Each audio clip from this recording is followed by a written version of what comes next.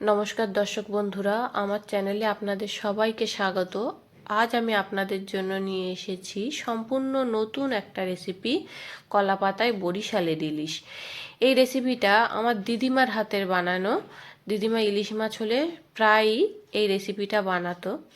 তো এর জন্য আমি প্রথমে নিয়ে নিয়েছি একটা ইলিশ টুকরো করে, আর নিয়েছি পেঁয়াজ বাটা, জিরে সর্ষে শিলে ভালো করে বেটে নিয়েছি।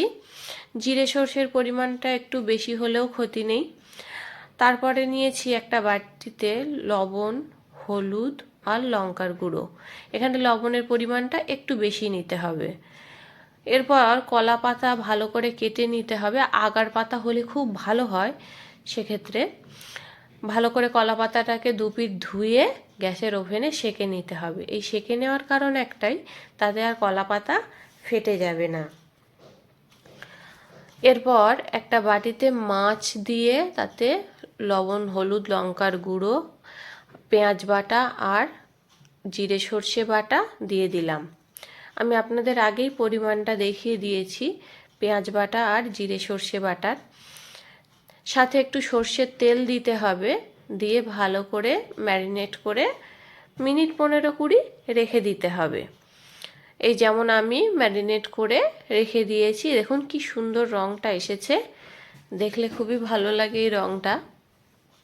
এরপর একটা প্যানে একটু তেল ব্রাশ করে তাতে দিতে হবে কলা পাতাটা। 2টো কলা পাতা নিচে দেবেন, তাহলে খুব ভালো হয়। কলা পাতার উপরে ম্যারিনেট করে রাখা মাছটা দিয়ে দেবেন। ম্যারিনেট করে রাখা মাছটা যখন দেবেন তখন তার সাথে একটু জল দেবেন, কারণ পুরো পদ্ধতিটাই হবে একটা ভাজা বলুন বা মশলাটা কষা, সবই হবে এই কলা পাতার উপরে। সেজন্য কলা পাতাটা আমি খুব ভালোভাবে ঢেকে তারপরে সেদ্ধ হতে দিলাম। এটাকে কম আঁচে প্রায় 30-35 মিনিট ভালোভাবে ফুটিয়ে নিতে হবে। দেখবেন তারপর মশলাটা একদম শুকনো শুকনো হয়ে বসে গেছে। দেখুন আমার যেমন হয়েছে, আর মাছটাও বেশ ভাজা ভাজা হয়েছে। এইভাবে করলে তৈরি হয়ে যাবে কলা পাতা।